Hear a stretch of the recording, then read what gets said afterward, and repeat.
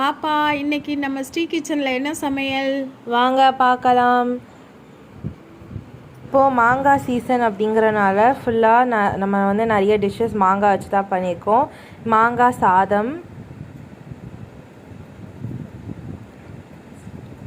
சூப்பராக இருக்கும். அதுக்கு அடுத்து வந்து தேங்காய் சாதம், இது வந்து குளிர்ச்சியாக இருக்கும். காய்கறி போட்ட புளி கூட்டு, தயிர், நல்ல கெட்டி தயிர், மாம்பழம், லெமன் ஊறுகாய், தேங்காய் மாங்காய் போட்ட துவையல், மேங்கோ லஸ்ஸி, இதெல்லாம் தான் இன்றைக்கி லஞ்சுக்கு. வாங்க சாப்பிடலாம்.